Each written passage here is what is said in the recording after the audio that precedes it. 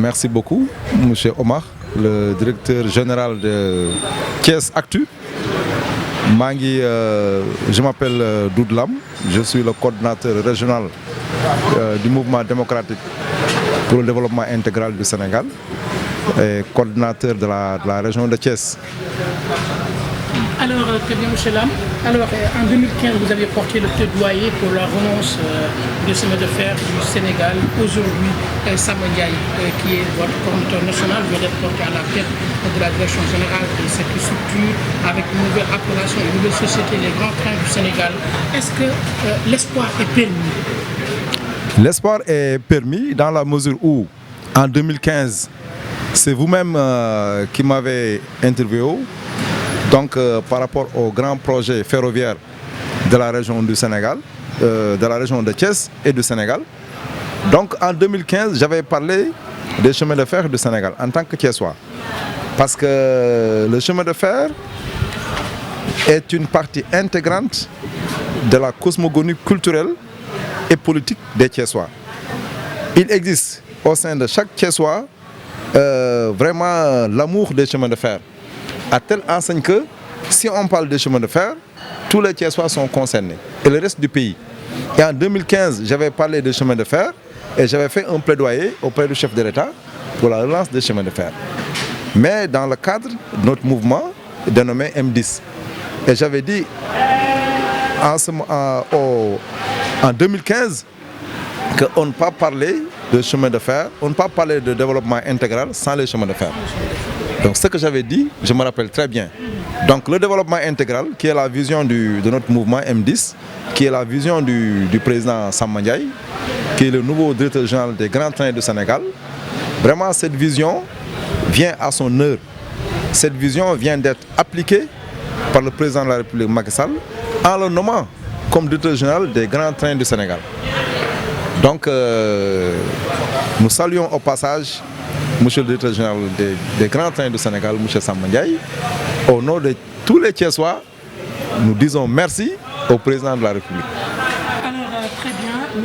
Lam, en tant que coordinateur régional du mouvement M10 de Samba Ndiaye, aujourd'hui, nous avons un peu visité les chemins de fer, c'est-à-dire la gare routière, la gare ferroviaire, mais également aujourd'hui, quand on parle de la direction générale, la vétusté des bâtiments, les Thiessois qui ont toujours nostalgique, une promesse électorale pour la relance de ce secteur aussi important, porteur de croissance.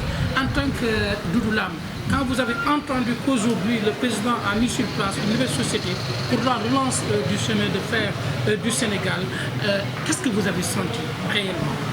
Vraiment, ce que j'ai senti personnellement et réellement, c'est un sentiment de joie, un sentiment de plaisir et un sentiment d'espoir. Parce que l'espoir est permis. Hein? Et puis, dans la mesure où le chemin de fer du Sénégal, qui était vraiment une grande boîte, une grande entreprise, la gestion était lourde. Mais le président Macky Sall a décongestionné en séparant maintenant cette entreprise en deux entités. Le chemin de fer du Sénégal, qui est la société de patrimoine, et les grands trains de Sénégal.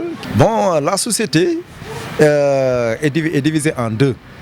Maintenant, il y a SNCF, la Société nationale des chemins de fer, qui gère le patrimoine, tout ce qui est gare, les chemins, rails, etc. Maintenant, la GTS est la société d'exploitation. Et ce système de décongestionnement va faciliter non seulement la gestion, mais ils vont respecter les cahiers de charges. Et il y aura un link des deux entités, avec des rails et des trains en bon état, qui vont faciliter l'accès de tous les Sénégalais à un déplacement facile à l'intérieur du pays. Et ceci va faciliter le désenclavement des produits miniers, énergétiques et des produits naturels. Par exemple, les produits de la Casamance, par exemple, seront acheminés facilement. il y aura le transport voyageurs et le transport fret. Et ceci va faciliter le désenclavement vraiment du pays.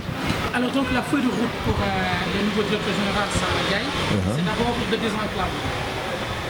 Oui, la feuille de route pour le président Samba Ndiaye, d'abord, c'est de faire redémarrer les trains. Faire redémarrer les trains. D'abord. Parce que comme il avait dit lors de la passation de service au directeur sortant, il avait dit que les rails sont là, mais il n'y a pas de train qui roule. Donc lui, son premier rôle, c'est de faire redémarrer les trains d'abord. Il nous faut d'abord des trains et des machines. Voilà, il nous faut des trains et des machines d'abord, en bon état. Après avoir mis en place les trains qui roulent, et le système de désenclavement est enclenché. Le train va quitter Dakar jusqu'à Saint-Louis. Le train va quitter Dakar jusqu'à Matam, jusqu'à Ziguinchor même. L'ensemble du pays, il y aura un maillage national sur l'étendue du territoire national. Et ceci va faciliter le commerce intérieur et le commerce extérieur. Vous avez compris? D'où l'importance de la mise en place des grands trains du Sénégal. Ouais. Alors, quand on parle de Thiès, on parle de chemin de fer du Sénégal. Et aujourd'hui, dans le cadre du plan Sénégal émergent, il y a un volet aussi important avec, vous avez dit, le train express régional et d'autres pour la relance de l'économie avec le plan que le président a lancé, le PAPDESA, c'est-à-dire le programme accéléré ajusté. Tout ça, M. Lam, est-ce que vous pouvez nous confirmer ici que les Sénégalais, en dehors des Thiessois, les Sénégalais peuvent avoir espoir que le train continuera encore à circuler dans Thiès et le Sénégal? Bon, avec la nomination du président Samba Ndiaye, tel que je le connais, je répète bien, c'est quelqu'un qui a toujours relevé des défis. Parce qu'il a fait 11 ans à la CIRN. Donc, son passage à la CIRN a montré que lui, il peut prendre une entreprise à un niveau 0, 1 et l'amener jusqu'à un niveau 1000. Ça, ce n'est pas tout le monde qui peut le faire. Donc, quand il arrivait à la CIRN, il n'y avait que quelques voitures, 2 voitures. Hein. Bon, la société ne fabriquait même pas des pirogues. Et avec Samba Ndiaye à la CIRN, le Sénégal maintenant fabrique des pirogues en fibre de verre qui développent le transport maritime, fleuvo-maritime et le transport passager pour les îles du Saloum. N'est-ce pas? Et un monsieur comme ça, on l'amène au niveau du chemin de fer. Je pense que l'espoir est permis pour qu'il relève ce défi encore. Et c'est quelqu'un que je connais très bien, un travailleur hors pair, vraiment, et puis un homme très pratique et pragmatique. Ce qu'il a dit, il va le faire. C'est quelqu'un qui dit ce qu'il fait. S'il dit qu'il va faire redémarrer les trains et que les Sénégalais auront la facilité de voyager avec leurs bagages, donc moi je le crois. Et en tant que Thiessois, tous les Sénégalais vont le croire. C'est quelqu'un qui a déjà montré ses preuves partout où il passe. Alors donc les Sénégalais peuvent maintenant avoir l'assurance que c'est une société qu'on va relancer, que ce n'est pas une politique politicienne comme les promesses faites depuis très longtemps au Thiessois pour le redémarrage de cette grande société fierté nationale. Donc l'espoir est permis avec le président Samba Ndiaye, qui est le nouveau directeur général des grands trains du Sénégal. Dans la mesure où c'est un travailleur, hein, et puis c'est quelqu'un qui va mettre beaucoup d'énergie et qui va informer le président de la République Macky Sall pour que les moyens soient mis en place pour l'exécution du nouveau programme de relance ferroviaire, le PRTF. Donc c'est un nouveau plan de relance du transport ferroviaire qui a été voté à l'Assemblée nationale et qui sera exécuté. Et l'objectif principal de ce nouveau programme-là, c'est de faire redémarrer les trains. Carrément, sur toute l'étendue du territoire national. Et ceci va rejoindre l'équité territoriale. Le train va passer partout au Sénégal, de Dakar jusqu'à Matam, jusqu'à Ranérou, donc jusqu'à Louga, jusqu'à Saint-Louis et même jusqu'à Ziguinchor. Donc, moi j'ai bon espoir quand même.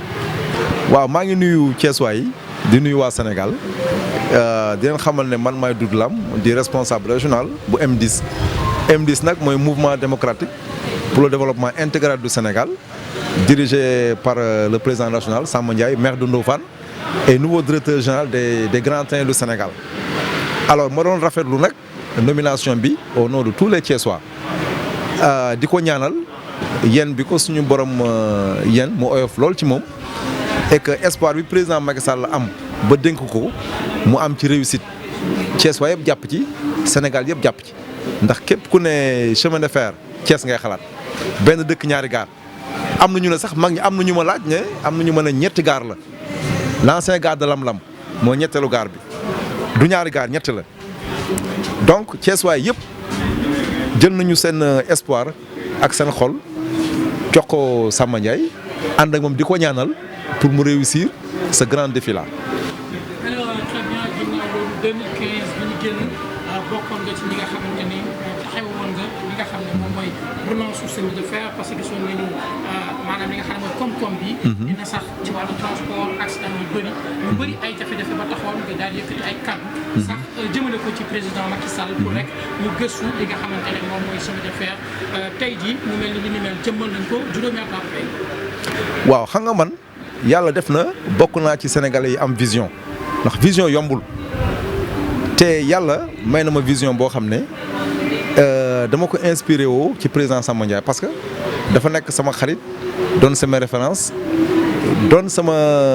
doon sama xarit vision moo ñu boole ak principe parce que moom dafa gëm lu ñuy wax la république gëm ne moom dafa war a servir réewam mais warul jëriñoo réewam moom loolu la gëm moom liggéey la gëm ba nga xam ne bi ñu taxawalee mouvement M10 en 2015 ñu installé coordination régionale bu Thiès ma dirigé ko bu ma toogee 1 an anniversaire u M10 bi mu ñëwee man ci chemin de fer laa wax te yow mii yaa ma doon posé question may tontu ma jooytu ko nag defoon cri de cœur ci jamono yooyu demandoon président de la république mu delloo Thiès lim moom mooy chemin de fer ndax chemin de fer moo daan dundal dëkk bi Thiès waa yëpp ay dëkk chemin ay famille cheminot noonu Thiès waa yëpp fin du mois da nga daan sentir dëkk bi ni mu daan xumbe ñiy jënd ci boutique yi dëkk bi xumb et cetera mais bi chemin de fer amee ay problème ba famille yi éclaté donc mu doon misère boo xam ne vraiment Thiès waay dañ ko naxarlu ba ci kanamu yàlla man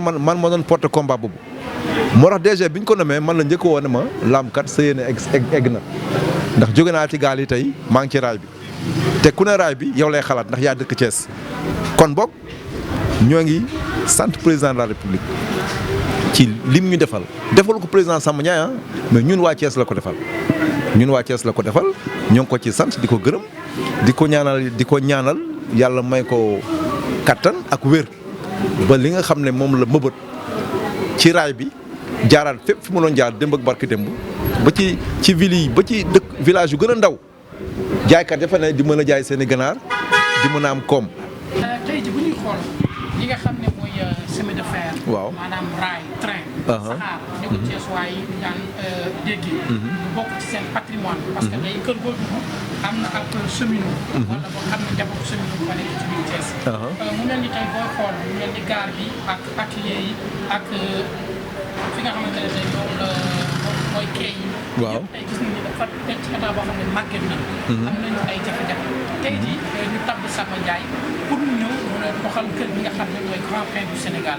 est-ce que jàpp nga ni nit ñi mën nañoo am yaakaar ni du rek promesse comme ni ñu ko daan defee ci politique di def ay promesses yoo xam ne kenn du ko tënk est-ce que mën nga jàpp ni Thiès waay wala Sénégal yi mën nañ am yaqin ni li nga xamante ne tabb nañ ko pour mu jubbanti ko defaraat ko ba nga xamante ne dana am ay train am ay saxaar yu commencé dox ba li nga xamante ne transport bi nga xam ne moo yor ci Sénégal war na këpp ñu mën a effectif est-ce que jàpp na loolu mën naa ne. waaw loolu mën na nekk xam nga man sama vocabulaire le mot impossible n'existe pas képp kuy Thiès waa loolu nga ma xamee ndax man damay fekk fu dara nekkul ma def fa dara loolu dafa am ñu yàlla may loolu c'est un don de Dieu c'est-à-dire le mot impossible n'existe pas c'est-à-dire conscience collective boobu bi nekk ci man nekk ci Samba Ndiaye ñun dañu ñaan mu nekk ci Sénégalais yëpp parce que mbir mi bu fekkee dañ ko def mbiru benn nit wala ñaari nit échec la mais nañ ko def mbiru Sénégalais yëpp ndax boo xoolee raay bi murit yi ñoo ko jëlee Diourbel yóbbu ko Touba jamonoy sëñ Modou Moustapha sëñ bi presque 2500 hommes la joxe